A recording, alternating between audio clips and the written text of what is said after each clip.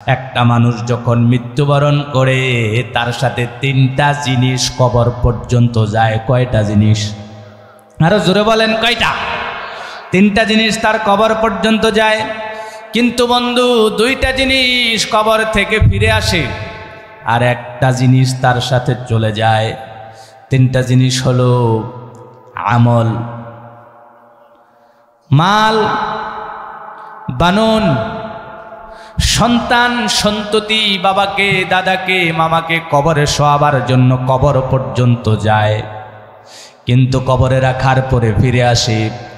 সম্পদ জমিনের দলিল্লাদিল্লাহ যাদের কাছে থাকে, সম্পদটা পর্যন্ত, সম্পদ যাদের কাছে থাকে তারা পর্যন্ত কবর পর্যন্ত যায়, কিন্তু কবরের পারে যাওয়ার পরে তারাও ফিরে আসে, অর্থাৎ সম্পদ চলে আসে, কিন্তু একটা জিনিস আপনার কবরের ভিতরে ঢুকে যায়, সেটার নাম হলো আমল, সেটার নাম হলো আমল। আল্লাহু আকবার। তাহলে বন্ধু, আপনার সন্তান আপনার খুব প্রিয় নাকি? আপনার সন্তানটা আপনার কলিজার ছেঁড়া ধন। সন্তানটাকে এত মায়া লাগে, কিন্তু এই সন্তানটাও কিয়ামতের ময়দানে আপনাকে ভুলে যাবে। যেই সন্তানটাকে আপনি আব্বা বলে ডাক দিয়েছেন, যেই সন্তানের জন্য চোখের পানি ফেলেছেন, যেই সন্তানের জন্য ডাকাতি করেছেন, চুরি করেছেন, ঘুষ খেয়েছেন, সব করেছেন, দুনিয়াতে এমন কোনো অপকর্ম নাই করেন নাই, সেই সন্তানটা পর্যন্ত কিয়ামতের ময়দানে আপনাকে ভুলে যাবে। যখন ওই সন্তান কবরের ভিতরে বিপদে পড়বে, হাসরের ময়দানে মিজানে ফুলসেরাতে যখন বিপদে পড়বে, রবের কাছে ডাক দিয়ে বলবে, আল্লাহ রব্বানা আতিহিম দি'ফাইন মিনাল আযাব, রব্বানা আতিহিম দি'ফাইন মিনাল আযাব। ও আল্লাহ, এই বাবা আমাকে সৎ পথ দেখায় নাই, এই বাবা আমাকে ভালো পথে নেয় নাই, এই বাবা আমাকে সঠিক পথ দেখায় নাই, এই মা আমাকে কোনোদিন শাসন করে নাই। ও আল্লাহ, আমার বাবাকে, আমার মাকে আজকে তুমি আযাবটা বাড়ায়া দাও। আজকে আমার বাবাকে রব্বানা আতিহিম দি'ফাইন মিনাল আযাব, আল্লাহ আমারে যে দুর্শাস্তি দিবা আমার বাবারে তার চেয়ে ডাবল দাও। ও আল্লাহ, আমারে যতটুকু শাস্তি দিবা আমার মারে তার থেকে ডাবল দাও। নাউজুবিল্লাহ বলবেন না? আপনার এই আদরের সন্তানটা বলবে। যেই সন্তানকে আপনি একটু কষ্ট মাখা দেখলে, মুখটা মলিন দেখলে বুকে জড়ায় ধরে, আব্বা তোর কি হয়েছে বলেন নাই? এই সন্তান আপনাকে ভুলে যাবে, এই সন্তান আপনাকে ছেড়ে যাবে, রবের কাছে মামলা করে দিবে। কি করবে? মামলা করে দিবে। ও আব্বা, এই লোকেই তো, এই বাবাই তো এমন করেছে, তেমন করেছে। সুতরাং বন্ধু, আপনাকে চিন্তা করতে হবে, আপনি কি রবের কাছে যাবেন, গোলামি করবেন, নাকি রবকে ছেড়ে দিয়া অন্য কারোর গোলামি করবেন, অন্য কিছু করবেন? এটা আপনার ব্যাপার, ঠিক না? এজন্য আমার ভাইয়েরা, দুনিয়াকে বাদ দেন, আখেরাতকে গড়েন। যদি আখেরাতকে সাজাতে হয় তাহলে আমাদের জন্য প্রয়োজন হলো, আমাদের জন্য দরকার হলো, আমাদের জন্য আমাদের সন্তানগুলোকে দ্বীনি শিক্ষায় শিক্ষিত করে তাদেরকে আলেম আলেমা, তাদেরকে দ্বীনি শিক্ষা দিয়ে, তাদেরকে আখেরাতমুখী শিক্ষা দিয়ে তাদেরকে আস্তে আস্তে করে আখেরাতের দিকে ধাবিত করা লাগবে কিনা? কারণ হলো আমার ভাইয়ানা, আল্লাহ রাব্বুল আলামিন কোরআন নাজিল করেছেন, হাসরের ময়দানে উকিল পাওয়া যায়। কি পাওয়া যায়? দুনিয়াতে উকিল আছে না, আপনি মামলায় ঠেকে গেলে উকিল আপনার পক্ষে মামলা করে, মামলা লড়ে, জজের সাথে যুদ্ধ করে করে আপনাকে মামলা পাওয়ায়। কি বলেন? আছে না? মিছা কথাও কয়, দুনিয়ার মিছা কথাকে আপনার জিতানের লেগে, ঠিক না? হাসরের ময়দানেও একজন ওকালতি করবে। যদি আপনি ওই লোককে যদি কাজে লাগাতে পারেন, হাসরের ময়দানেও আপনার পক্ষে দুইজন লোক ওকালতির জন্য দাঁড়িয়ে যাবে। কয়জন? একজন হলেন আমার রসুল। কয়জন? একজন। কে? আমার রসুল একজন আপনার পক্ষে দাঁড়াবেন, উকিল। আরেকটা হলো কোরআন। আল্লাহ যেই কোরআন দিয়েছেন, এই কোরআন যিনি এই দুনিয়াতে কোরআনকে আঁকড়ে ধরবে, যিনি এই কোরআনকে নিজের সাথে লাগাবে, যিনি এই কোরআন দিয়ে জীবন গড়বে, যিনি কোরআন দিয়ে 3.5 হাত বড়ি চালাবে, যিনি কোরআন দিয়ে তার সমাজ চালাবে, পরিবার চালাবে, দেশ চালাবে, সংসদ চালাবে, চালানোর জন্য প্রচেষ্টা করবে, কিয়ামতের ময়দানে আল্লাহর কসম করে বলি আপনার জন্য এই কোরআন উকিল হয়ে যাবে। আল্লাহ রাব্বুল আলামিন সাল্লাল্লাহু আলাইহি ওয়াসাল্লাম বলছেন, কোরআন আপনার জন্য শাফাআত লাহু সাহিবিহা, কোরআন আপনার জন্য কিয়ামতের ময়দানে আল্লাহর সামনে উকিল হয়ে আপনার সাথে সুপারিশ করবে। সুবহানাল্লাহ। কোরআনকে আল্লাহ রাব্বুল আলামিন জবান দিবেন, জবান খুলে যাবে। কোরআনের জবান খুলে যাওয়ার পরে কোরআন চিৎকার মেরে আল্লাহর সামনে বলবে, আল্লাহ তুমি তোমার যেই গোলামটাকে আল্লাহ তুমি জাহান্নামে নিতে চাও, আমি কোরআন সাক্ষী দিলাম ও আল্লাহ তোমার এই গোলাম দুনিয়ায় থাকতে আমি কোরআনের সঙ্গে লেগেছিল, আমি কোরআনকে পড়তো, আমি কোরআন দিয়া তার জীবন চালাতো, আমি কোরআন দিয়া তার পরিবার চালাতো, আমি কোরআন শিক্ষা দেওয়ার জন্য তার সন্তানকে মাদ্রাসায় দিছে, আমি কোরআনকে শিক্ষার জন্য তার নাতি নাতিকে মাদ্রাসায় দিছে, তার সন্তান সন্ততিগুলোকে মাদ্রাসায় পড়ায়া আমি কোরআনের সঙ্গে ছিল। আর রব্বে করিম রব আজকে যেহেতু দুনিয়ায় সে আমার সঙ্গে ছিল, আমি রব তোমার কাছে আজকে আমি কোরআন জবান খুলে গেছে, তুমি খুলে দিয়েছ, আমি এই ব্যক্তির পক্ষে জান্নাতে নেওয়ার জন্য উকিল হয়ে গেলাম, মামলা করলাম। শাফাআত লাহু সাহিবিহা, তাকে শাফাআত করবেন, তাকে জান্নাতে ঢুকাবেন। যতক্ষণ পর্যন্ত ঢুকাবেন না ততক্ষণ পর্যন্ত কোরআন তার পক্ষে সুপারিশ করতেই থাকবে। আল্লাহু আকবার। তাহলে বন্ধু, আপনার বিশ্বাস, আপনার চিন্তা, আপনি কি কোরআনের সাথে থাকবেন নাকি অন্য কিছুর সাথে থাকবেন? কথা বলেন। কোরআনের বাণী যে আল্লাহ আমাকে করেছে ব্যাকুল, কোরআনের বাণী যে আল্লাহ আমাকে করেছে ব্যাকুল, তাই তো এমন উতলে ওঠে সবুজ প্রাণের অধিক, কোরআনের বাণী যে আল্লাহ আমাকে করেছে ব্যাকুল। সুবহানাল্লাহ বলেন না? কোরআনের সুর শুনতে মজা লাগেনি?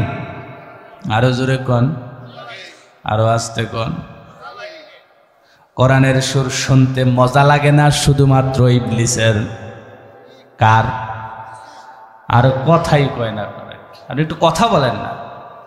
কোরআনের সুর মজা লাগে না কার? ইবলিসের। আর কোরআন যত শুনে তত মজা পায় কে? মোমেন। আল্লাহু আকবার বলবেন না? আরো জোরে বলেন না, আল্লাহু আকবার। আল্লাহ রাব্বুল আলামিন কোরআন দিয়েছেন। কোরআন বাংলা না আরবি? হ্যাঁ, সহজ না কঠিন? আরো জোরে কোন, সহজ না কঠিন? কোরআন সহজ। এই বিষয়ে আল্লাহ রাব্বুল আলামিন নিজেই বলেছেন, আলিফ লাম রা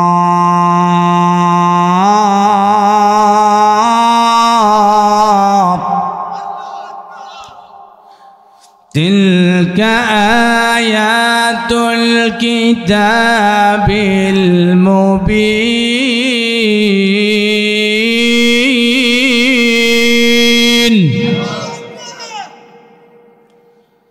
আল্লাহ রাব্বুল আলামিন নিজেই বললেন আলিফ লাম রা।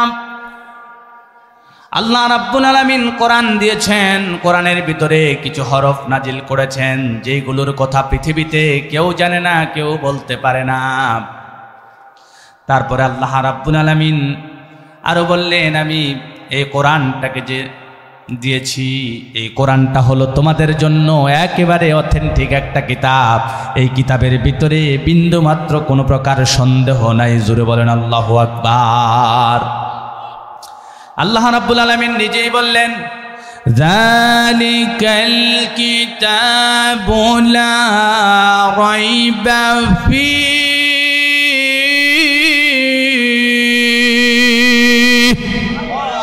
আল্লাহ রাব্বুল আলামিন বললেন, তোমাদেরকে যে কোরআন দিয়েছি, কোরআনে বিন্দু মাত্র কোনো সন্দেহ নাই। আল্লাহু আকবার। শুধুমাত্র তাই নয়, এই কোরআন মনে হয় শুধু মাত্র মুসলমানদের জন্য নাজিল হয়েছে। হ্যাঁ, কথা বলেন না কেন? শুধুমাত্র মুসলমানদের জন্য না কাফেরদের জন্য? কাফেরদের জন্য। জিনদের জন্য নাজিল হয়েছে? হ্যাঁ, জিনদের জন্য। বিচার হবে কয় দলের? জিন এবং একজনে খালি উত্তর দেয়, কিউ আমরা সেটা কইলি তার না বলে আমরাও হারি দেখাই দিতাম নি তোরা রে, কইয়া না লেবেন ওরা লগে লগে সুর দিয়ে লাইলে ওরা বোঝেন না যে ওরা একা কইতে আস, কি কন একটু লগে ভাষা কইয়া লইয়েন। কোরআন শুধুমাত্র মানুষের জন্য নাজিল হইছে নাকি জিনদের জন্য? হ্যাঁ, জিনের জন্য নাজিল হইছে না? জিনদের জন্য কোরআন নাজিল হয়েছে। আমার ভাইরা, আল্লাহর রাসূল সাল্লাল্লাহু আলাইহি সাল্লাম যখন নবুয়ত পেলেন, নবুয়ত পাওয়ার পরে তিনি দ্বীনের প্রচার করা শুরু করলেন। প্রচার করতে করতে করতে করতে নবীজি এই অঞ্চল থেকে এই অঞ্চল, এই অঞ্চল থেকে এই অঞ্চল, চতুর্দিকে ঘুরে ঘুরে দ্বীনের প্রচার শুরু করেছেন। বলেন আল্লাহু আকবার। আমার ভাইয়ান, আল্লাহর হাবিব সাল্লাল্লাহু আলাইহি ওয়াসাল্লাম দ্বীনের প্রচার করতে করতে করতে করতে একদিন এমন দূরে চলে গেছেন যে স্থানের নাম হলো নখলা। স্থানের নাম কি? আল্লাহর হাবিব সাল্লাল্লাহু আলাইহি সাল্লাম নখলা নামক জায়গার ভিতরে দ্বীনের প্রচার করতে করতে সন্ধ্যা হয়ে গেছে। রাসূল আর ফিরতে পারবেন না, মরুভূমির এলাকা। রাসূল ফেরার কোনো সুযোগ নাই। রাসূল চিন্তা করলেন, এখানেই তাবু গাললাম, এখানেই থাকবো, এখানে থাকার পরে পরদিন সকালবেলায় আবার মদিনায় ফিরে আসবো। আল্লাহু আকবার। রাসূল সাল্লাল্লাহু আলাইহি সাল্লাম রাতের বেলায় তিনি তাহাজ্জুদের নামাজ পড়তেন। তাফসীরের ভিতরে পাওয়া যায় হয়তো রাসূল তাহাজ্জুদের নামাজ পড়ছিলেন, অথবা আল্লাহর হাবিব সাল্লাল্লাহু আলাইহি ওয়াসাল্লাম আসরের এশারের নামাজ পড়ছিলেন। ঠিক এমন সময় একদল জিন রসুলের সামনে দিয়া যাইতেছে। জিনগুলো রসুলের কাছ দিয়ে যাচ্ছে আর রসুল নামাজ পড়তেছেন। পড়ার সময় রসুল কোরআন থেকে তেলাওয়াত করছেন। আল্লাহর হাবিব সাল্লাল্লাহু আলাইহি সাল্লাম নামাজে থেকে নামাজরত অবস্থায় নামাজের ভিতরে পড়ছেন, ইয়াসিন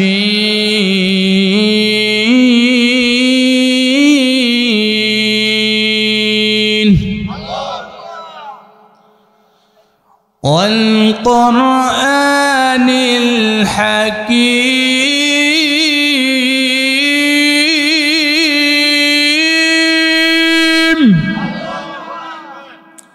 আল্লাহর হাবিব সাল্লাল্লাহু আলাইহি ওয়াসাল্লাম একের পর এক কোরআন থেকে তেলাওয়াত করছেন আর তেলাওয়াত করছেন আর তেলাওয়াত করছেন। ঠিক এমন সময় হঠাৎ করে আল্লাহর রসুলের পিছন দিয়ে, সামনে দিয়ে, পাশ দিয়ে একদল জিন, 9 জন, মতান্তরে 11 জন, মতান্তরে 12-13 জনের একটা জিনের দল নবীজির সামনে দিয়ে যাচ্ছে। আর যাওয়ার সময় কোরআনের আওয়াজ জিনদের কানের ভিতরে গিয়ে লাগছে। আল্লাহু আকবার। রসুল তেলাওয়াত করছেন, কোরআন শুনছে জিনে। সুবহানাল্লাহ বলবেন না? আমার ভাইয়ারা, এই কথাটা আল্লাহ রাব্বুল আলামিন কোরআনের ভিতরে একেবারে চমৎকার করে তুলে দিয়েছেন। সূরা আহকাফের 29 নং আয়াতের ভিতরে আল্লাহ রাব্বুল আলামিন চমৎকার করে জানালেন, وَإِذْ صَرَفْنَا إِلَيْكَ نَفَرًا مِنَ الْجِنِّ يَسْتَمِعُونَ الْقُرْآنَ।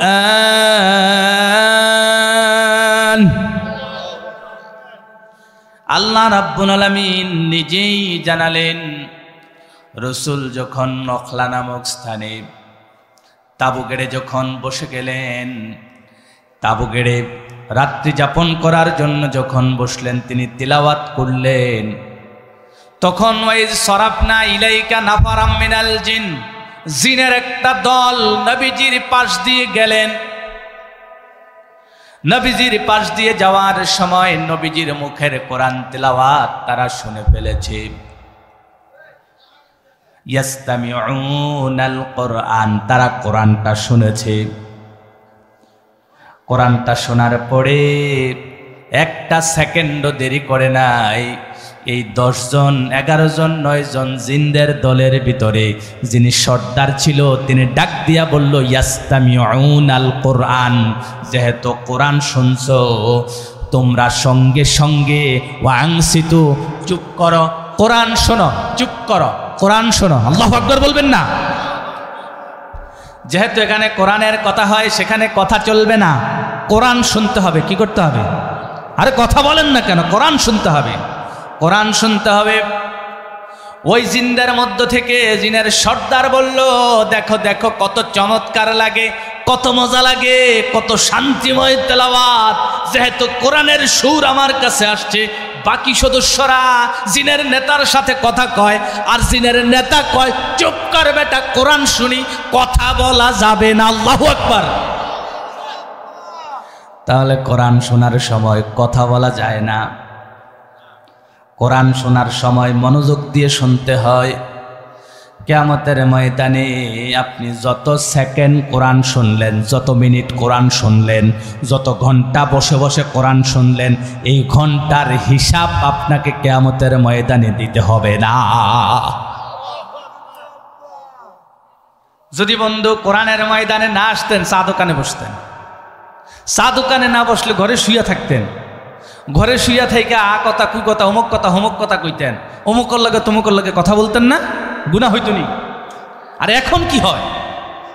সওয়াব কারাকারি করতে আছে, কান্দ বইয়া হে তারা লেহনের লেগে আছে, অনলা কইতেন না, কিরামান কাতিবিন কাঁদে বসিয়া সকল কর্ম লিখিতেছে আল্লাহর হুকুম লইয়া। কিরামান কাতিবিন কাঁদে বসিয়া সকল কর্ম লিখিতেছে আল্লাহর হুকুম লইয়া। কথা বলেন ঠিক কিনা? আল্লাহর হুকুম নিয়েছেন আর লিখছেন, আপনার কথা লিখছেন, কোরআনের কথা লিখছেন। বলছে আব্দুল্লাহ আজকে 2 ঘন্টা কোরআন শুনছে, ওমকে আজকে 1.5 ঘন্টা কোরআন শুনছে। ও আল্লাহ, ওমকে আজকে মাহফিলের শুরু থেকে শেষ পর্যন্ত কোরআন শুনছে, যেহেতু কোরআন শুনছে কোরআনের উসিলায় তারে মাফ করে দাও। দিতে পারেনি আল্লাহ। তাহলে কোরআনের ময়দানে বসা দরকার আছে না নাই? যারা বাজারে, রাস্তায়, বাড়িতে, হাটে ঘাটে ঘুরে তারা পোড়া কফাইল্লা, কথা বলেন ঠিক কিনা? তাদের কপাল পোড়া। আমরা হলাম আল্লাহর গোলাম, আল্লাহর গোলামি করার জন্য কোরআনের মঞ্চে বসে গেছি, কোরআনের ময়দানে বসেছি, জান্নাতের বাগানে বসেছি।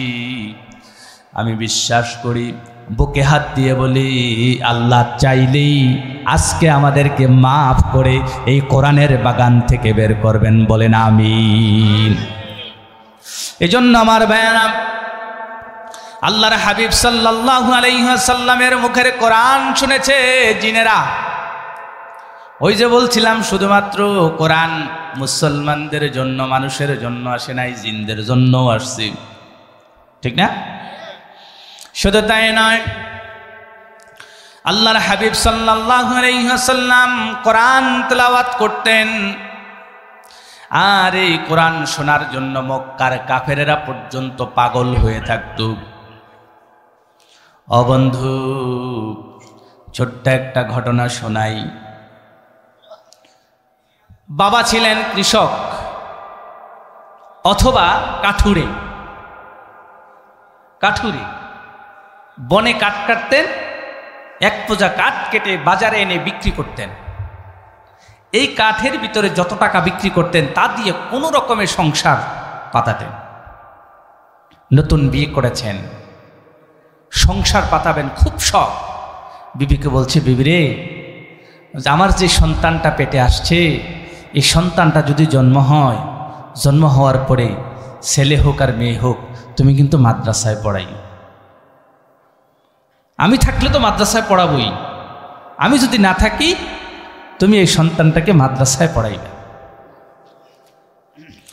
আমার ভাইয়ারা, কাঠুরিয়া স্বামী বিবিকে নসিহত করেছে, বিবি তোমার সন্তানটাকে তুমি অবশ্যই মাদ্রাসায় পড়াবা। কিন্তু কাঠুরিয়ার কোরআনের প্রতি এমন প্রেম, এমন ভালোবাসা, এমন আন্তরিকতা, তিনি কোরআন পড়তে পারতেন না। প্রতিদিন কাঠ কেটে রাতের বেলায় যখন ঘরে ঢুকতেন, ঢোকার পরে ওই তক্তার উপর থেকে ছোট্ট কোরআনটা হাতে নিতেন, নেওয়ার পরে তক্তার উপর থেকে কোরআনটা নিয়ে বসতেন। বসে বসে ঝারঝার করে চোখের পানিগুলো ছেড়ে ছেড়ে কোরআনের হরফগুলোর উপরে হাত দিতেন। এভাবে হাত দিতেন আর হাত দিতেন, চোখের পানি ঝারঝার করে ফেলতেন। আল্লাহু আকবার। প্রতিদিন একই ঘটনা, কোরআন খুলে আর কোরআনের ভিতরে চোখের পানিগুলো ফেলে আর কান্দে, আল্লাহ তুমি আমাকে মুসলমান বানিয়েছ, দরিদ্র বাবার ঘরে জন্ম নিয়েছি, কোনোদিন বাবাও সুযোগ করে দেয় নাই, কোরআন পড়তে পারি নাই রে। ও মালিক, তুমি তো আমার রব, তুমি তো আমার সব। আল্লাহ, কোরআন পড়তে পারি নাই, কোরআন পড়তে পারি না, কিন্তু কোরআনকে ভালোবাসি, কোরআনের ভালোবাসায় জীবন দিতেও রাজি, কোরআনের জন্য আমি মরতেও রাজি। তাই তো বিবিকে বললাম, তোমার যেই সন্তান হবে এই সন্তানকে মাদ্রাসায় দিবা, কোরআন শিখাবা, কোরআন পড়াবা, যাতে করে আল্লাহর কাছে যাতে করে নাজাত পেয়ে যায়। আল্লাহু আকবার। চোখের পানিগুলো ছেড়ে ছেড়ে কান্দে আর মালিককে ডাকে, মালিক জানি না, কোরআন পড়তে পারি নাই, কোরআন শিখতে পারি নাই, কিন্তু আমার বিবিকে নসিহত করেছি যাতে করে কোরআনের ছাত্র আমার সন্তানকে বানায়া দেয়। আল্লাহু আকবার। অল্প কিছুদিন গিয়েছে, হঠাৎ করে কাঠুরিয়া অসুস্থ হয়ে তার এমন অবস্থা হয়েছে তিনি বিছানায় পড়ে গেছেন। একটা সময় হঠাৎ করে ওই জংলার পাশে ছোট্ট কুঁড়ে ঘরে স্বামী আর স্ত্রী থাকে, স্বামীটা অসুস্থ হয়ে পড়েছে। হঠাৎ করে স্বামীটা মৃত্যুবরণও করেছে। মৃত্যুবরণ করার পরে বিবি খুব আতঙ্কে আছেন, এখানে কে আছে, আমি একজন মহিলা মানুষ, কিভাবে আমার স্বামীকে আমি দাফন এবং কাফন করব। আল্লাহু আকবার। বিবিও চিৎকার করে আল্লাহকে ডাকছে, আল্লাহ আমার স্বামীটা এই পৃথিবীতে থাকা অবস্থায় তোমার কোরআনকে ভালোবেসেছে, তোমার কোরআনকে মহাব্বত করেছে, আমি মহিলা মানুষ কেমন করে আমার স্বামীকে দাফন করব। ও আল্লাহ, তুমি দয়া করো, তুমি রহম করো, তুমি আমার স্বামীর দাফনের ব্যবস্থা করে দাও। এই চিৎকারগুলো করে মালিককে ডেকে ডেকে যখন বলে শেষ করে আমিন ইয়া রাব্বাল আলামিন বলে চোখটা খুলে যেই মাত্র জানালা দিয়া তাকাইছে, তাকায়া দেখে ওই পাশে জংলার মাঝখান থেকে দলে দলে সাদা পাগড়ি সাদা পাঞ্জাবি পরনেওয়ালা হাজার হাজার লোক তার বাড়ির দিকে আসা শুরু করেছে।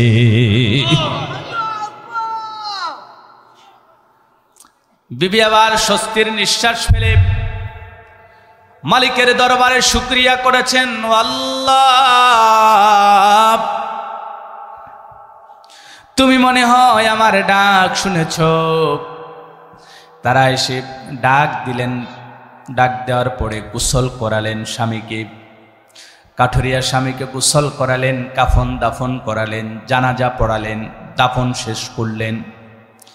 দাফন শেষ করার পরে তারা চলে গেছেন। কিছুদিন পরে বিবি স্বপ্নে দেখে ওই কাঠুরিয়া স্বামীর কবরে অনেক অনেক আযাব হচ্ছে। ঠিক স্বপ্ন দেখার কয়েকদিন পরেই কাঠুরিয়া বিবির ঘরে ফুটফুটে একটা পুত্র সন্তান জন্মগ্রহণ করেছে। জন্মগ্রহণ করার পরে ওই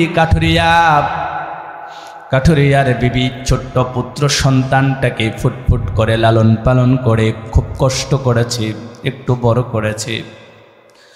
বড় করার পরে সন্তানটাকে একটা মাদ্রাসায় ভর্তি করাইছে। আর হুজুরকে বলছে, হুজুর তার আব্বার কিন্তু অনেক স্বপ্ন ছিল, সে কোরআনে হাফেজ হবে, সে কোরআন পড়বে, কোরআন বুঝবে এবং তার বাবার জন্য বারবার গিয়ে আল্লাহ রাব্বুল আলামিনের কাছে মাগফিরাত কামনা করবে। আল্লাহু আকবার। একটা মানুষ যখন মৃত্যুবরণ করে তার সব কিছু বন্ধ হয়ে যায়, শুধুমাত্র যিনি সাদকা করে যায়, সাদকাতুন আলান জারিয়া যিনি করেন, এই সাদকায়ে জারিয়া তার আমল নামায় সওয়াব যেতে থাকে। আর যদি নেক সন্তান পৃথিবীতে রেখে যায়, এই নেক সন্তান যত যত আমল করে সমস্ত আমলের একটা পরিমাণ তার কবরে যেতে থাকে। আল্লাহু আকবার। আমার ভাইয়েরা, সন্তান জন্ম নিয়েছে, মাদ্রাসায় ভর্তি করিয়েছে। ভর্তি করানোর পরে বিবি আবার কিছু কিছু সময়ের মধ্যে যখন ফাঁকা পায় সন্তানের কাছ থেকে কোরআন শোনে। ছোট্ট ছেলেটাকে হুজুর বলেছে, যদি সন্তান বাবার কবরে দাঁড়ায়, মায়ের কবরের সামনে যদি দাঁড়ায়, আত্মীয় স্বজনের কবরের সামনে দাঁড়িয়ে যদি দোয়া করে, আল্লাহ রাব্বুল আলামিন দোয়াটা কবুল করে এবং এই দোয়ার বদৌলতে মৃত বাবা, মৃত মা, দাদা দাদি, নানা নানি যাদের কবরে, তাদেরকে আল্লাহ তাআলা মাফ করে দেয়। এবং সন্তানকে বিবি আবার ওসিয়ত করে বললেন, বাবা তোর জন্য তোর বাবা এই নসিহত করে গেছে, এই ওসিয়ত করে গেছে তোকে যেন আলেম বানাই। আর তুই আলেম হওয়ার পরে তোর বাবার কবরের পাশে দাঁড়িয়ে দাঁড়িয়ে আল্লাহর কোরআন থেকে তেলাওয়াত করবি। আল্লাহু আকবার। ছোট্ট সন্তান কোরআনে হাফেজ হয়েছে, বাবার কবরের সামনে চলে যায়। প্রতিদিন সকালে ফজরের নামাজ পড়ে, আসরের পড়ে বাবার কবরের পাশে যায়। বাবার কবরের পাশে যাওয়ার পরে একটু একটু করে কোরআন থেকে তেলাওয়াত করে, একটু একটু করে কোরআন থেকে তেলাওয়াত করে। কিছুদিন পরেই ওই ছোট্ট বাচ্চা সন্তান ঘুমিয়ে আছে, তার বাবা স্বপ্নে এসেছে। স্বপ্নে এসে তার সন্তানকে বলে, বাবা তুই আর আমার কবরের সামনে যখন দাঁড়াবি, মুখটা বন্ধ করে দাঁড়িয়ে থাকবি, আর কোনো কিছু মুখে উচ্চারণ করে কোরআন থেকে কোনো তেলাওয়াত করবি না। একটু অবাক না? সন্তানের স্বপ্নে বাবা এসে বলছে, তুই কবরের পাশে দাঁড়াবি কিন্তু কোরআন থেকে পড়বি না। আমার ভাইয়ারা, সন্তান অবাক হয়ে গেছে।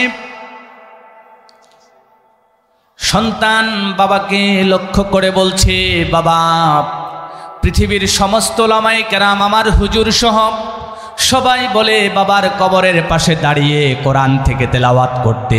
ও বাবা তুমি বুঝি বলছো কোরআন থেকে কিছুই পড়ব না, কারণটা কি একটু বলবা? একথা বলার পরে বাবা আবার বলছে, ও ও সন্তান, একটা সময় ছিল আমার কবরে অশান্তি ছিল, আমার কবরে আল্লাহ রব্বুল আলামিনের পক্ষ থেকে জাহান্নামের আযাব ছিল। কিন্তু তুই যেদিন থেকে কোরআনে হাফেজ হওয়া শুরু করেছিস, আমার কবরে এসে এসে কোরআন থেকে তেলাওয়াত করিস, আমার কবরে এসে এসে তুই কোরআন থেকে তেলাওয়াত করার কারণে, কোরআনের বদৌলতে, কোরআনের কারণে আল্লাহ রাব্বুল আলামিন আমাকে মাফ করে দিয়েছে। বাবা এবার চিৎকার দিয়ে বলছে, বাবা, যেই সন্তানের কারণে আল্লাহ আমার কবরের আযাব মাফ করে দিয়েছে, আল্লাহ রাব্বুল আলামিন আমাকে কবরের কষ্ট থেকে, জাহান্নামের আযাব থেকে, কবরের আযাব থেকে মুক্তি দিয়েছে, সেই সন্তান, সেই কলিজা ছেঁড়া সন্তান, সেই সন্তানটাকে আমি একটু প্রাণ ভরে দেখতে চাই।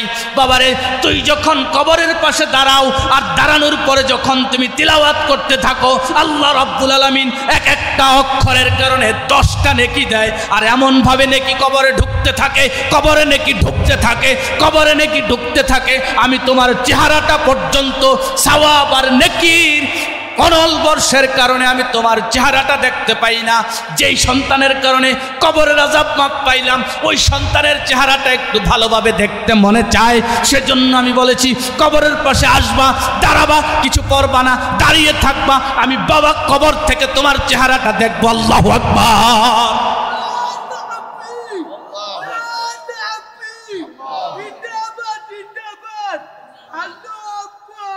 আপনি থামেন, আপনি গতবারও জিন্দাবাদ করছেন।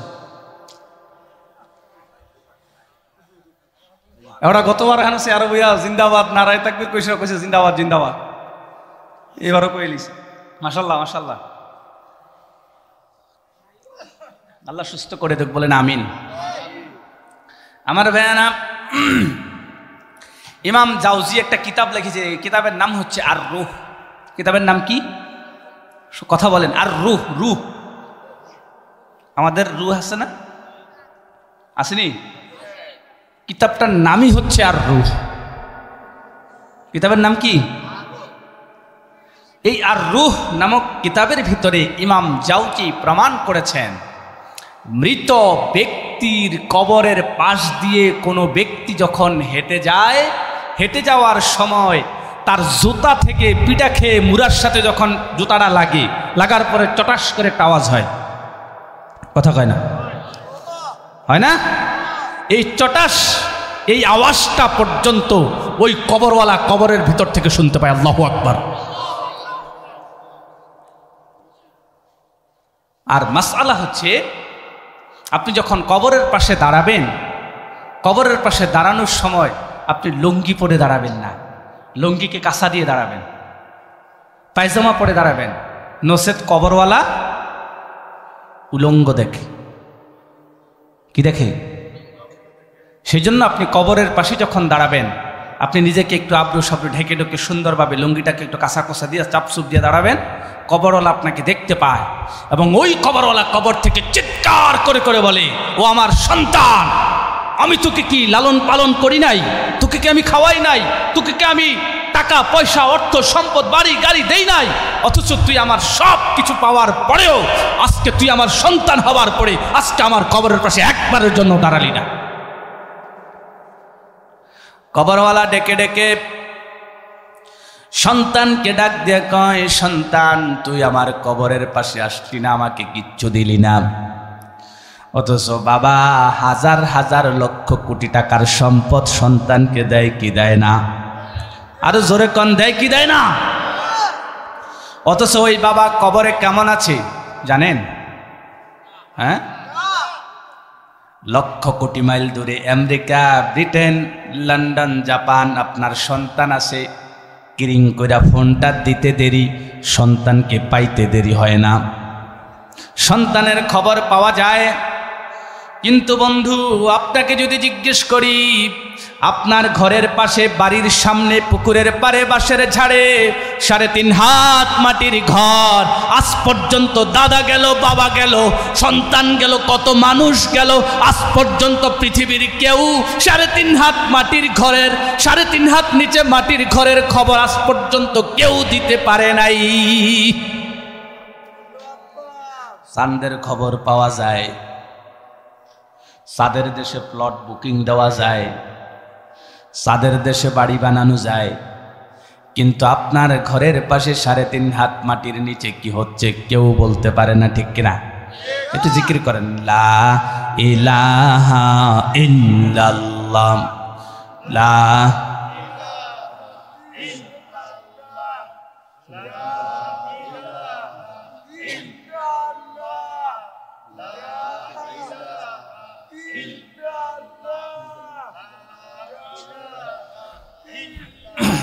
লা ইলাহা ইল্লাল্লাহ। পাখির গানে গানে আর হাওয়ার তানে তানে ওই নামে গাহিছি, ওই নামেরই সুর শুনেছি, হয়ে আপন হারা। লা ইলাহা, জোরে, ইলাহা, লা ইলাহা, লা ইলাহা ইল্লাল্লাহু মুহাম্মাদুর রাসূলুল্লাহ। আমরা এখানে কি পৃথিবীর কোনো কাউকে খুশি করার জন্য এসেছি? একটু কথা বলবেন বাবা।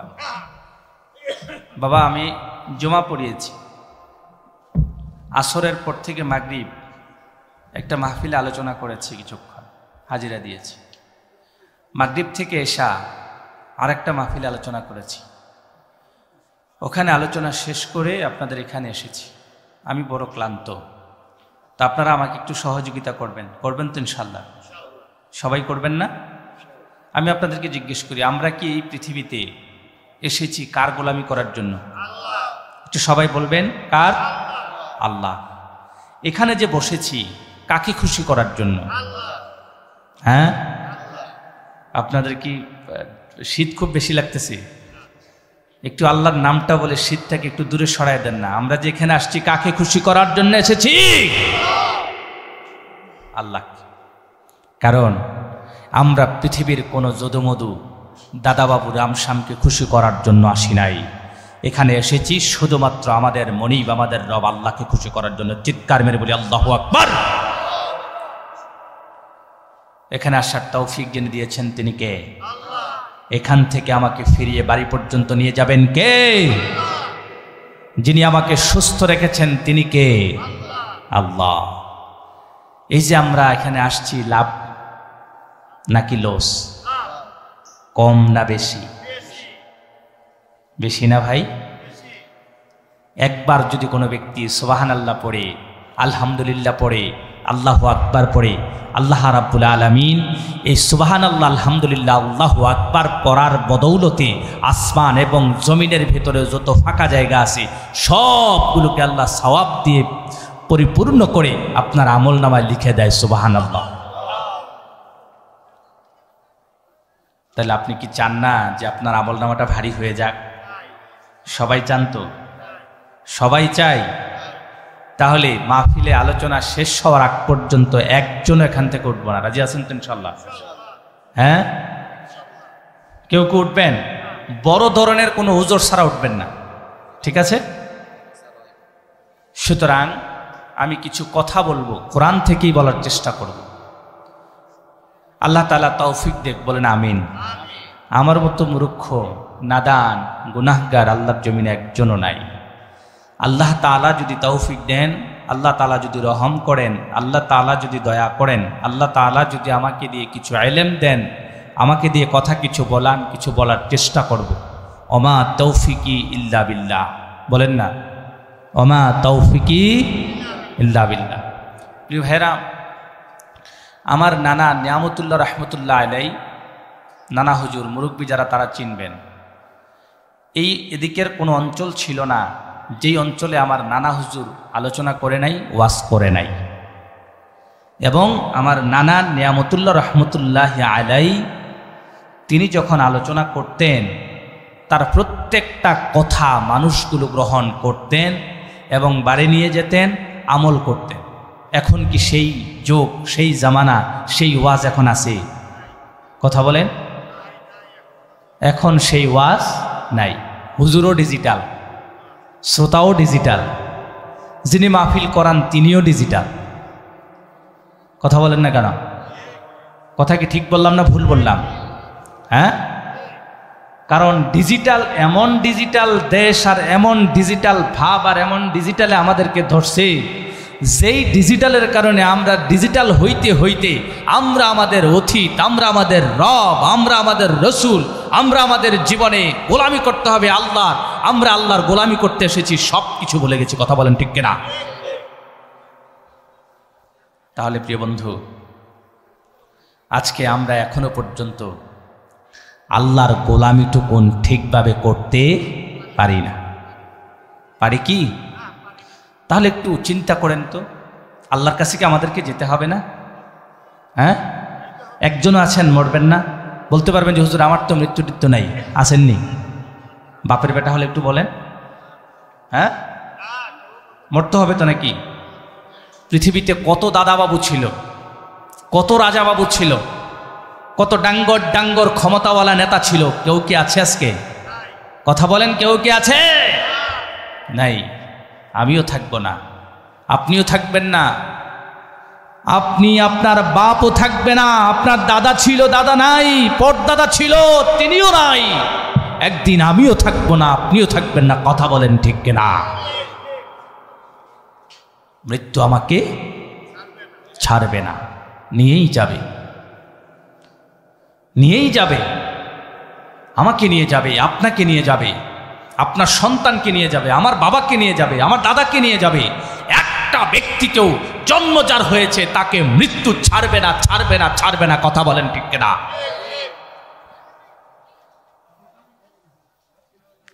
সুতরাং প্রিয় ভাইয়েরা, আমরা কি মৃত্যুর জন্য প্রস্তুত হতে পেরেছি? কথা বলেন, কথা বলেন। মৃত্যুর জন্য প্রস্তুত হতে পারি নাই। আমার ভাইয়েরা, দুনিয়া আমাকে এমন পাগল করে দিয়েছে, দুনিয়ার জন্য আমি এমন পাগল, এত পাগল, দুনিয়া আমাকে পাগল করে দিয়েছে। অথচ সাহাবাই কেরাম যারা ছিলেন, আল্লাহর নবীজির সাহাবীরা, তারা দুনিয়াকে লাথি মেরেছেন, আখেরাতকে বুকে চেপে ধরেছেন। আর আমি আর আপনি আখেরাতকে লাথি মেরে দুনিয়াকে বুকে ধরে পড়ে রয়েছি,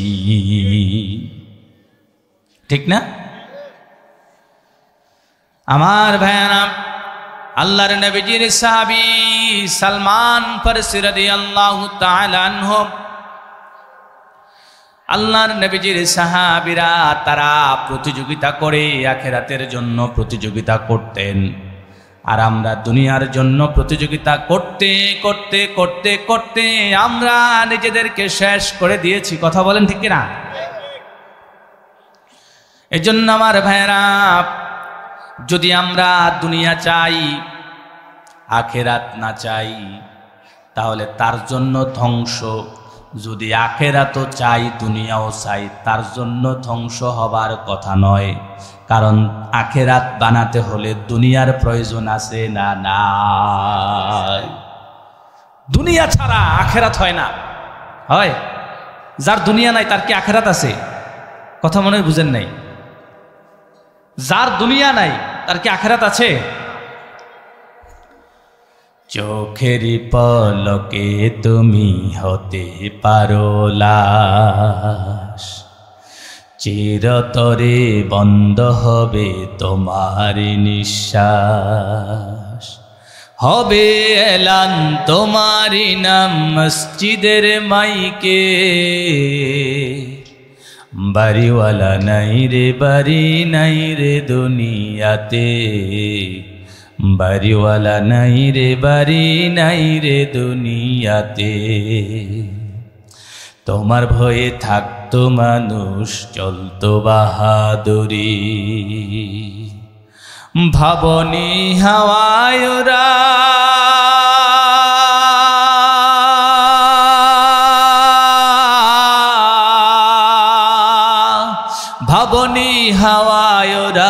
তুমি যে রঙিন ঘুড়ি, তুমি যে রঙিন ঘুড়ি, চোখের পলকে তুমি হতে পারো লাশ। চিরতরে বন্ধ হবে তোমার নিঃশ্বাস, হবে এলান তোমার নাম মসজিদের মাইকে। বাড়িওয়ালা নাই রে বাড়ি নাই রে দুনিয়াতে, বাড়িওয়ালা নাই রে বাড়ি নাই রে দুনিয়াতে। কথা বলেন ঠিক কিনা? বাড়ি বাড়ির জায়গায় পড়ে থাকবে, ঘর ঘরের জায়গায় পড়ে থাকবে, কিন্তু আপনি থাকবেন না।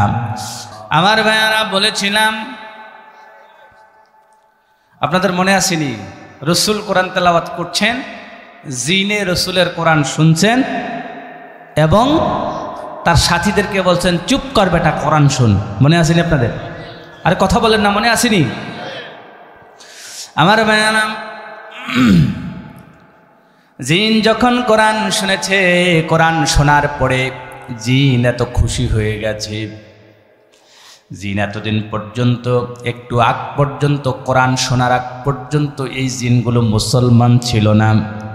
কোরআন শোনার পরে তাদের হৃদয়ে কর্ণকোহরে এমনভাবে আঘাত লেগেছে, এমনভাবে মায়া লেগেছে, মজা লেগেছে, তারা আওয়াজ করে বলছে, ওই জিনের সর্দার সঙ্গে সঙ্গে বলেছে, আমি এই মুহূর্তে এই মাত্র মুসলমান হয়ে গেলাম, পড়ে নিলাম লা ইলাহা ইল্লাল্লাহু।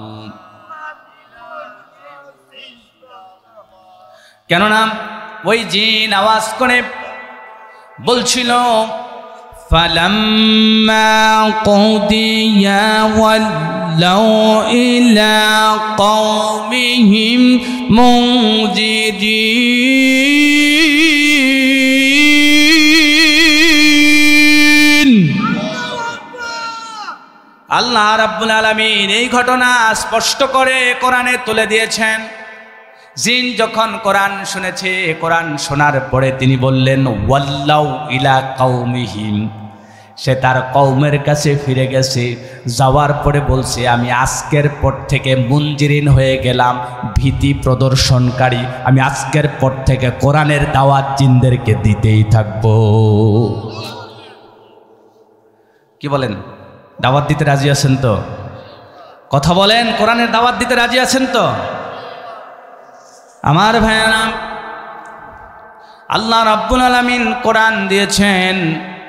এই কোরআন দিয়ে শুধুমাত্র আপনি আমি যদি আমার জীবনকে চালাই চলবে না, বরং এই কোরআন দিয়ে আমাদের দেশ, আমাদের সমাজ, আমাদের সব কিছু চালাতে হবে। রাজি আছেন তো? যদি কোরআন থাকতো, যদি বাংলাদেশে ইসলাম ক্ষমতায় থাকতো, তাহলে এই কোরআনের মাধ্যমে কোরআনের রাজ কায়েম হয়ে গেলে আপনি আমি ভুবক্ষ থাকা লাগতো না, কষ্ট করা লাগতো না, বরং আল্লাহ রাব্বুল আলামিন আসমান থেকে সাকিনা নাজিল করে আপনাকে আমাকে সাহায্য করতেন। আল্লাহু আকবার। এই জন্য আমাকে আল্লাহ রাব্বুল আলামিনের দ্বারস্থ হওয়াই লাগবে, আল্লাহর কাছে আমাদেরকে যাওয়াই লাগবে, ইমানের পথে অবিচল থাকাই লাগবে। কথা বলেন ঠিক কিনা? ইমানের পথে অবিচল থেকে আমার মরণ যেন হয়। ইমানের পথে অবিচল থেকে আমার মরণ যেন হয়। তোমারই কাছে মিনতি আমার, ওগো প্রভু দয়াময়। ইমানের পথে অবিচল থেকে আমার মরণ যেন হয়। কোরআনের পথে অবিচল থেকে আমার মরণ যেন হয়। বলেন না আমিন। কোরআনের পথে থাকতে চাই, কোরআনের মতে থাকতে চাই। রাজি আছেন তো? সবাই রাজি আছেন? অবশ্যই আমাদেরকে কোরআনের পথে, কোরআনের মতে থাকতে হবে। আমার ভাইয়ানা, তারপর বললেন ওই জিন যখন নিজেকে ভীতি প্রদর্শনকারী রূপে নিজেকে দাবি করলেন, দাবি করার পরে তিনি বসে থাকেন নাই। তিনি বসে না থেকে আবার কামকে লক্ষ্য করে বলছেন, قالوا يا قومنا إنا سمعنا كتابا أنزل من بعد موسى مصدقا لما بين يدي الله مصدقا لما بين يدي الله ويهدي إلى الحق وإلى طريق مستقيم। এবার আল্লাহ রাব্বুল আলামিন জানায় দিলেন, জিন যখন ইসলাম গ্রহণ করে ফেলেছে, ইসলামটা গ্রহণ করার পরে জিন আবার আর চুপ করে বসে থাকে নাই। জিন আবার নিজে দায়িত্ব নিয়ে ক্বালু ইয়া কওমানা ইন্না সামি'না, তিনি বললেন, ও অন্য জিনদেরকে বললেন, তোমরা কি জানো না আমি আমার 7-8 জন মতান্তরে 11 জন জিনদের দল নিয়ে এমন একটা কোরআন শুনেছি, যে কোরআনটা এমন মজার কোরআন, এমন ভালো লাগার কোরআন, এটা শোনার পরে আমি ইসলাম গ্রহণ করেছি। এবং এই কোরআনটা অতীতে যত কিতাব এসেছে সকল কিতাবকে সত্যায়ন করে। আল্লাহু আকবার। সমস্ত কিতাবকে এটা সত্যায়ন করে এবং সমস্ত কিতাবকে এটা সমর্থন করে। সুবহানাল্লাহ বলবেন না? আরো জোরে বলেন না সুবহানাল্লাহ। আমার ভাইয়ারা, শুধু এটাই করলেন না, লিমা বাইনা ইয়াদাইনা, এবং বললেন এটা মানুষদেরকে হেদায়াতের পথে ডাকে, হেদায়াত দেওয়ার চেষ্টা করে। এটার কাছে যে যায় সে হেদায়াত পেয়ে বাড়ি ফিরে যায়। কোরআনের কাছে যিনি আসেন তিনি জিরো থেকে হিরো হয়ে যান, ঠিক কিনা? কথা বলেন। হযরত ওমর ফারুক কেউ চিনত না, যেই মাত্র রাসূলের হাতে হাত দিয়ে কোরআন গ্রহণ করেছে, ইসলাম গ্রহণ করেছে, সেদিনের পর থেকে ওমর হয়ে গেলেন ইতিহাস। গোটা বিশ্ব ওমরের নাম শোনে। ওমরের নাম শোনার পরে ভয়ে প্রকম্পিত হয়। মিস্টার জিন শয়তানগুলো পর্যন্ত যেই রাস্তায় ওমর গেছে সেই রাস্তায় 7 দিন মতান্তরে 70 দিন 27 দিন পর্যন্ত জিন হাঁটতো না। আল্লাহু আকবার।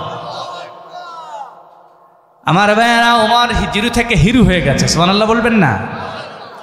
শুধু তাই নয়, আল্লাহ রাসূল সাল্লাল্লাহু আলাইহি সাল্লাম যখন কোরআনের দাওয়াত দেওয়া শুরু করলেন, কাফেরেরা সকলে মিলে চিন্তা করল মুহাম্মদকে কোরআনের কথা বলতে দেওয়া যাবে না।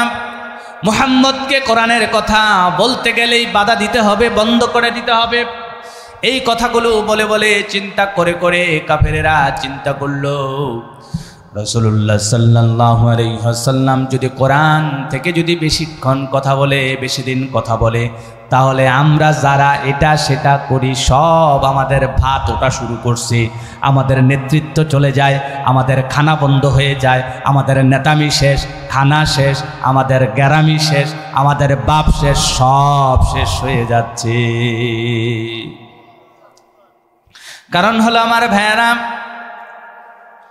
মানুষগুলো দিনের পর দিন কেমন করে যেন কাফেরগুলো ভয় সঞ্চার হতে থাকলো, তাদের ভিতরে ভয় ঢুকে যাচ্ছে। মুহাম্মদ যদি বেশি দিন কোরআনের প্রচার করে কোরআনের কথা বলতে থাকে, তাহলে আমাদের খানা বন্ধ, আমাদের সব ধান্দা বন্ধ। কারণ আস্তে আস্তে করে যতই দিন যায় মানুষগুলো কোরআনের ছায়াতলে আসা শুরু করেছে, মুহাম্মদের হাতে হাত দিয়ে কোরআন গ্রহণ করছে, ইসলাম গ্রহণ করছে। আর যদি এভাবে চলতে থাকে কিছুদিন পরে আমাদের সাঙ্গপাঙ্গ মুরিদ সব শেষ, সব মুহাম্মদের হাতে বায়াত গ্রহণ করছে। আর তারপরেই তারা যুদ্ধ শুরু করবে। আর হক বাতিলের ভিতরে যুদ্ধ শুরু হয়ে গেলে হকের বিজয় হবে, এটা নিশ্চিত। বাতিল চিরতরে ধ্বংস হবে, এটাই সত্য। আল্লাহ রাব্বুল আলামিন বলছেন, ওয়াকুল জাআল হক ওয়া যাহাকাল বাতিল ইন্নাল বাতিলা কানা যাহুকা। আল্লাহ রাব্বুল আলামিন নিজেই বললেন, সত্য এসে গেছে, মিথ্যা শেষ। যেদিন থেকে কোরআন এসেছে, মিথ্যা পড়াবত, মিথ্যা পুঞ্জীবিত, মিথ্যা মাটির নিচে, মিথ্যা কবরে, আর সত্য দিন দিন উতলায়া উঠতেছে। বলেন আল্লাহু আকবার। সত্যকে কেউ ডাবাইয়া রাখতে পারে? কথা বলেন, সত্যকে কেউ চাপ দিয়ে রাখতে পারে? কোরআন শেখাও ছেলে মেয়েকে ওয়াহে মুসলমান, জান কবজের সময় তোমার হইবে রে আসান। রাজি আছেন তো? এজন্য আমার ভাইরা, সত্যকে যদি ডাবাতে না চান তাহলে কোরআনের কাছে আসতে হবে। কার কাছে? কথা বলে না, কার কাছে? সত্যকে বিজয়ী করতে হলে কোরআনের কাছে আসতে হবে। আর কোরআনকে যদি বিজয়ী করা যায়, মিথ্যা এমনিতেই পরাভূত হবেই হবে ইনশাআল্লাহ। বলেন না ইনশাআল্লাহ? কোরআন যদি শেখাতে পারেন, আপনার মৃত্যু পর্যন্ত মৃত্যুর যন্ত্রণাও সহজ করে দিবেন যিনি, তিনি কে? আরে জোরে বলেন না, তিনি কে? কোরআন শেখাও ছেলে মেয়েকে ওহে মুসলমান, জান কবজের সময় তোমার হইবে রে আসান। একটি ছেলে আলেম হলে, একটি ছেলে আলেম হলে পড়বে কোরআন মৃত্যুকালে, পড়লে ভেগে যাবে তখন মরদুদ শয়তান।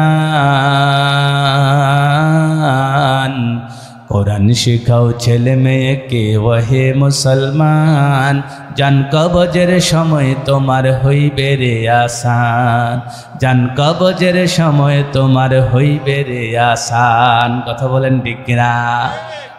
যদি কোরআন, একমাত্র কোরআন, মৃত্যুর সময়, মৃত্যুর যখন আপনার যন্ত্রণা গেরগিরি যখন শুরু হয়ে যাবে, কোনো ব্যক্তি যদি আপনার সামনে মৃত ব্যক্তির কাছাকাছি বসে যদি কোরআন থেকে তিলাওয়াত করে, তাহলে আল্লাহ রাব্বুল আলামিন মৃত্যুর যন্ত্রণাকে কমায়া দেন। জোরে জোরে বলেন না সুবহানাল্লাহ।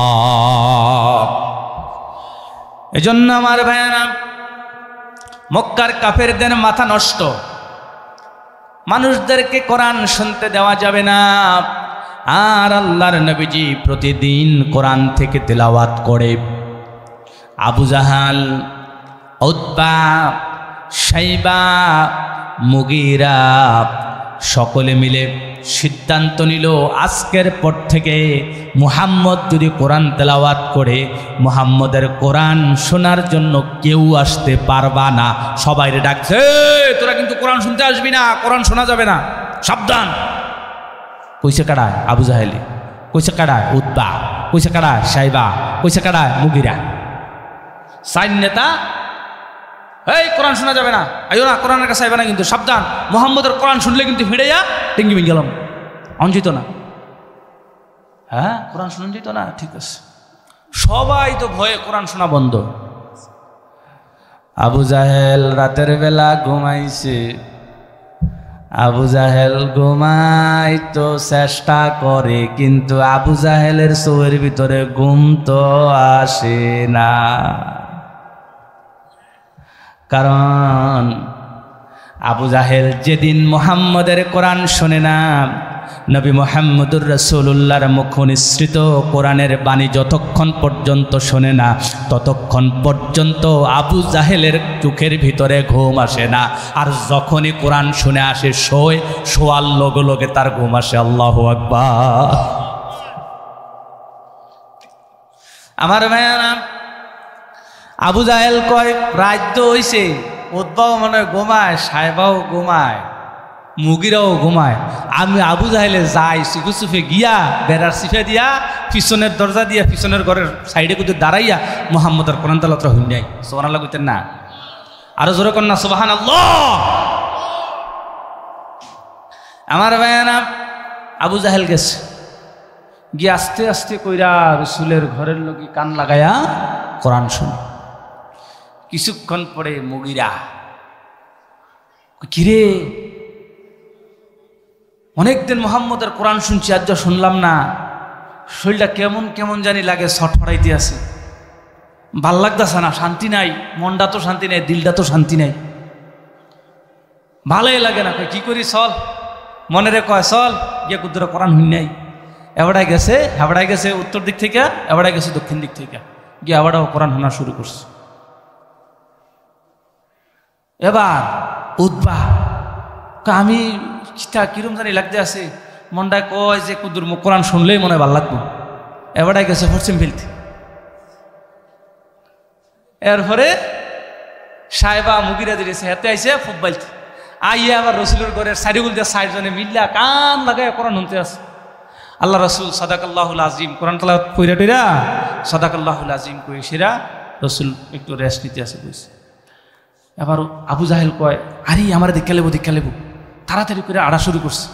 উদ্বায় মুগিরায় সাহেবা হগলে কয় আরে আমার নিয়ে দীক্ষালা, কেউ যদি দীক্ষালা সর্বনাশ, আমি না করছে, আমি কোরআন শুনতে আসি, হুন্নাতে আসি, আমি দেখলে তো বিপদ হইব, মুই একটু চললে টুললে যাই তাড়াতাড়ি করিয়া, নইলে আবার কোন সময় দেখে টেক্কেলা আবার বাসটা দেওয়া যদি শুরু করে তো মুই তো আর বাসন টাসন লাগতো না, কেন কি কন ফ্যাস লাগছে, তুই তাড়াতাড়ি করিয়া হ্যাঁ তে ঘুরেন দিয়ে এই সারার মেন রোড উদ্বাও এই ফুটবল থেকে মেন রোড, এরপরে হাতে দক্ষিণ ফেল থেকে ঘুরেন দিয়ে মেন রোড, হাতে হিন্দু যাই সাইডজনে মহাময় কিরে তুই করতে এস, হ্যাঁ তুই করতে এস,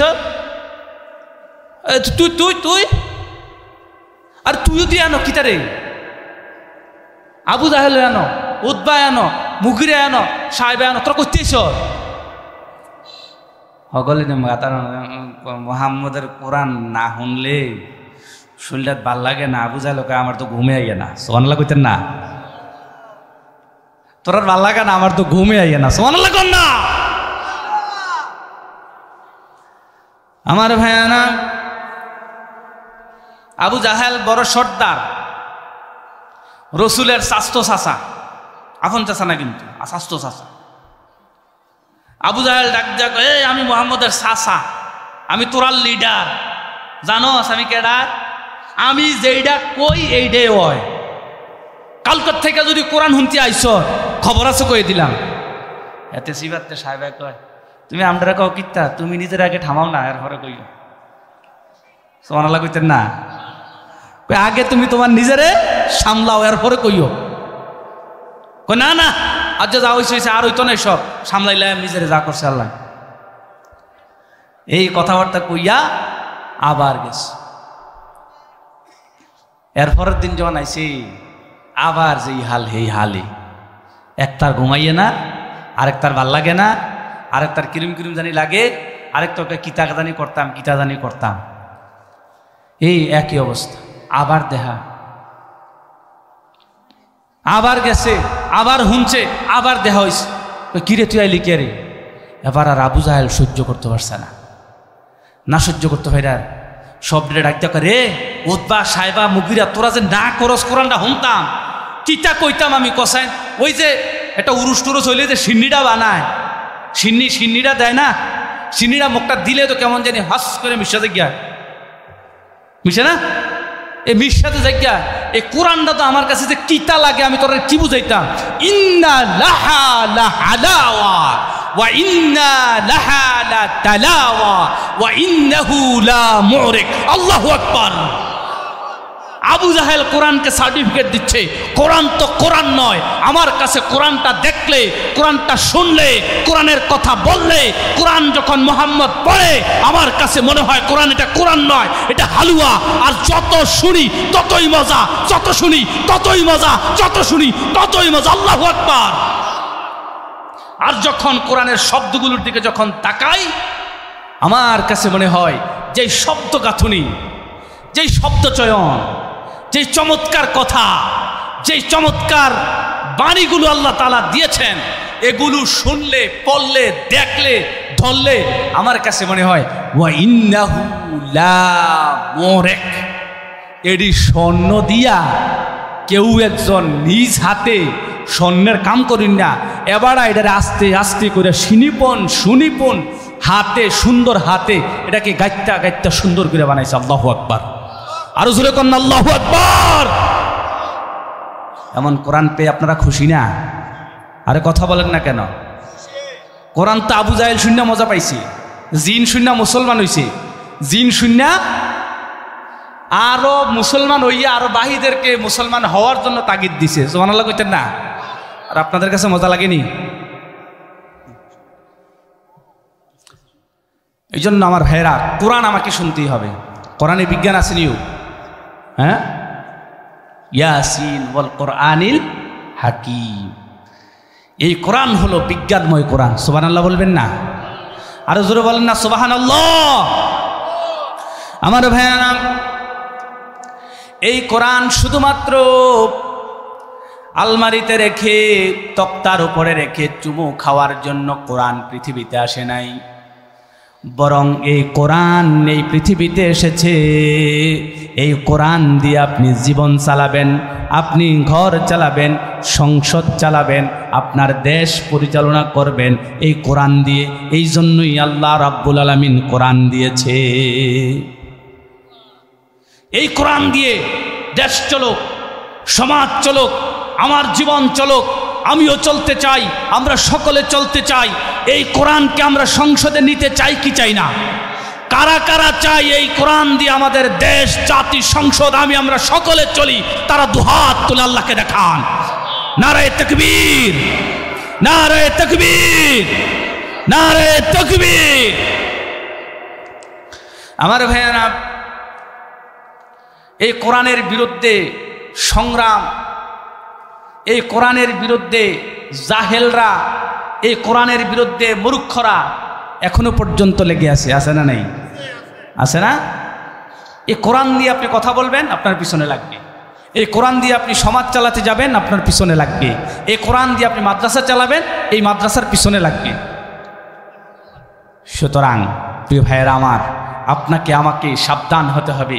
এই কোরআন আমার কলিজা, এই কোরআন আমার জীবন, এই কোরআন আমার মরণ, এই কোরআন আমার ভালোবাসা, এই কোরআন আমার জীবনের সব কিছু। কথা বলেন ঠিক কিনা? আমার ভাইয়েরা, এই জন্যই তো বারবার বলি, আল্লাহ রাব্বুল আলামিন বলেছেন, ওয়া ইযা তুলিয়াত আলাইহিম আয়াতুহু যাদাতুহুম ঈমানান ওয়া আলা রাব্বিহিম ইয়াতাওয়াক্কালুন। আল্লাহ রাব্বুল আলামিন বললেন, তোমাদেরকে যেই কোরআন দেওয়া হয়েছে, যদি তোমার ভিতরে ঈমান থাকে, তাহলে এই কোরআনটা শোনার সঙ্গে সঙ্গে আল্লাহ রাব্বুল আলামিন নিজেই বলছেন তোমার ঈমানটা বাড়তেই থাকবে, বাড়তেই থাকবে, বাড়তেই থাকবে। আল্লাহু আকবার। কোরআন শুনলে যদি আপনার মজা লাগে, কোরআন শুনলে যদি আপনার ভালো লাগে, কোরআন যদি আপনার কাছে মজার মজা ভালো লাগা, কোরআনের কথা বললেও মজা, কোরআন দিয়া যারা চলে, কোরআন দিয়া যারা চালায়, সকলকে মজা লাগে, তখনই বুঝবেন আপনি ঈমানদার, আপনি মোমেন। যদি কোরআনের কথা শুনলে গায়ে জ্বালা ধরে, যদি কোরআনের কথা শুনলে কষ্ট লাগে, যদি কোরআন দিয়ে দেশ, সমাজ, পরিবার নিজে চললে খারাপ লাগে, তাহলে বুঝবেন আপনার ঈমান এখনো পূর্ণ হয় নাই, এখনো ঈমান পাকা হয় নাই। সুতরাং ঈমানকে পাকা করার জন্য তওবা করা লাগবে। কি করা লাগবে? তওবা করা লাগবে। আল্লাহর কাছে বারবার তওবা করে করে ঈমানকে খাঁটি করার জন্য তৈরি হন। রাজি আছেন তো? আরো জোরে কোন? এজন্য আমার ভাইয়ারা, আল্লাহর হাবিব সাল্লাল্লাহু আলাইহি সাল্লাম বলেছেন, কিয়ামতের ময়দানে যখন আল্লাহ রাব্বুল আলামিন সমস্ত মানুষকে উঠাবেন, সমস্ত নবীদেরকে উঠাবেন। সমস্ত নবীরা তাদের উম্মতদেরকে নিয়ে হাসরের ময়দানে উঠবে। হাসরের ময়দানে ওঠার পরে মা মিনাল আম্বিয়ায়ে নবিয়্যুন ইল্লা মা উতিয়া আলাইহি। আল্লাহর হাবিব সাল্লাল্লাহু আলাইহি ওয়াসাল্লাম বললেন, পৃথিবীতে এমন কোন নবী ছিল না, এমন কোন নবী নাই যেই নবীর অনুসারী নাই। সমস্ত নবীরা কিয়ামতের ময়দানে তাদের প্রত্যেকের সমস্ত অনুসারীদেরকে নিয়ে দলে দলে দলে দলে আল্লাহ রাব্বুল আলামিনের সামনে হাজির হওয়া শুরু করবে।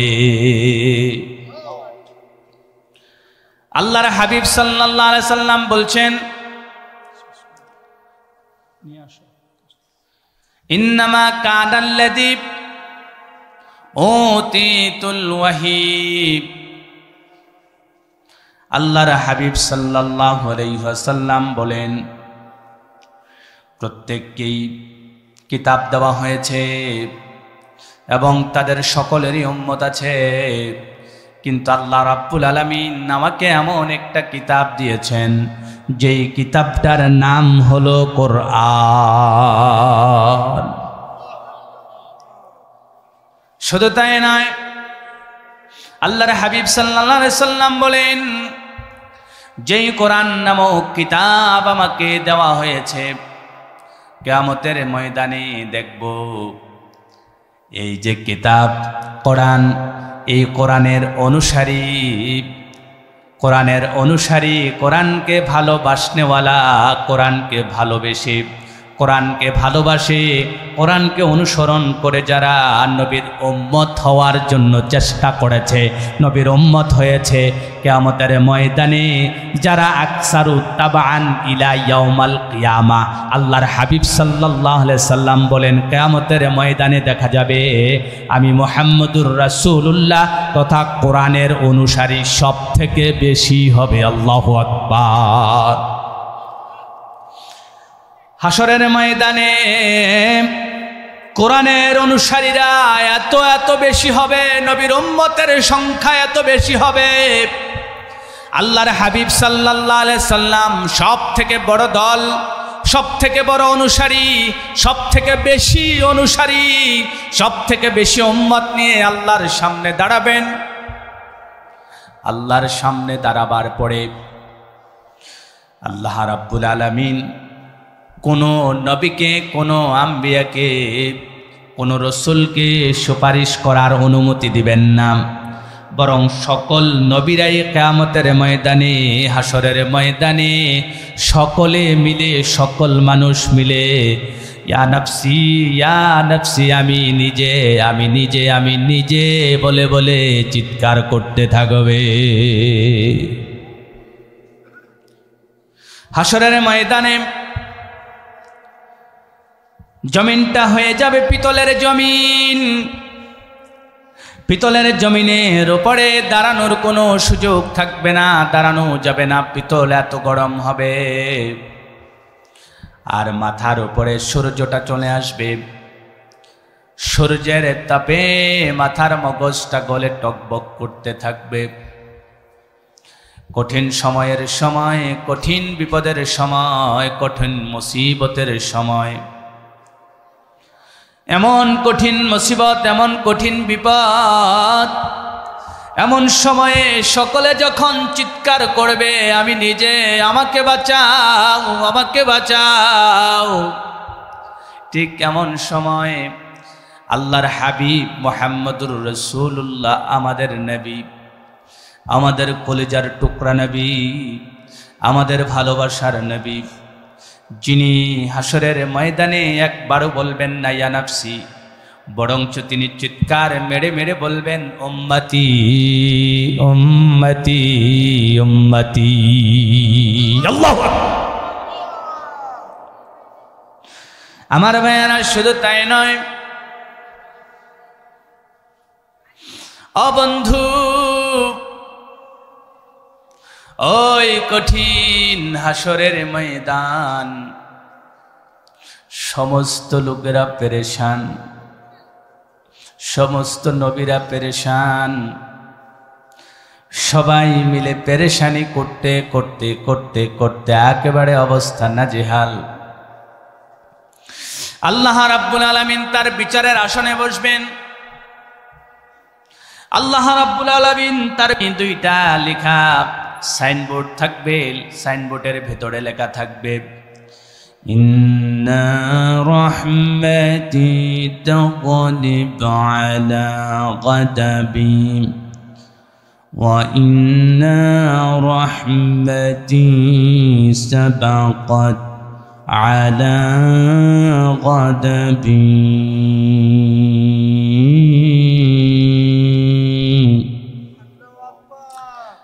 আল্লাহ রাব্বুল আলামিন তার পেছনে সাইনবোর্ড লাগাবেন, গোলাম তোরা কেন এত টেনশন করিস, তোদের কেন এত পেরেশান, তোরা যারা কোরআন মেনেছিস, কোরআনকে ভালোবেসেছিস, তোদের এত টেনশন পেরেশান হবার দরকার নাই।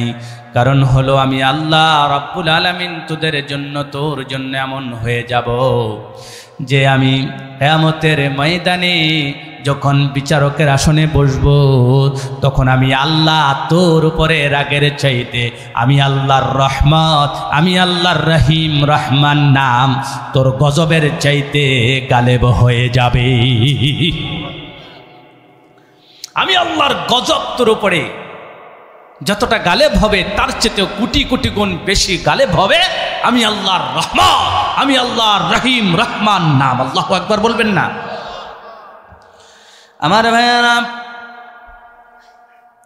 হাসরের ময়দান কায়েম হয়ে গেছে। আল্লাহ রাব্বুল আলামিন বিচারকের আসনে বসে গেছেন, বিচার কাজ চলছে। ঠিক এমন সময় বিচার চলছে, বিচার চলছে, বিচার চলছে, কিন্তু দেখা যাবে আল্লাহর হাবিব না। প্রিয় ভাইরা, আমার হুজুর আসছেন, হুজুর অত্যন্ত দূর থেকে আসছেন, মুসাফির মানুষ, হুজুরকে কষ্ট দেওয়া ঠিক হবে না, আর আমার তবিয়তে এটা নাই, যে কারণে আমি এখানেই শেষ করলাম, আমি আলোচনাটা আর বাড়ালাম না। প্রিয় ভাইরা, গত বছর আপনাদের সাথে দেখা হয়েছিল, এবছরও হয়েছে, জানি না আগামীতে আর হবে কিনা। আশা করছি আল্লাহ তাআলার কাছে আমরা একে অপরের দোয়া করব, আল্লাহ মাফ করে দেখ, ক্ষমা করে দেখ, কবুল করে নেক, বলেন আমিন।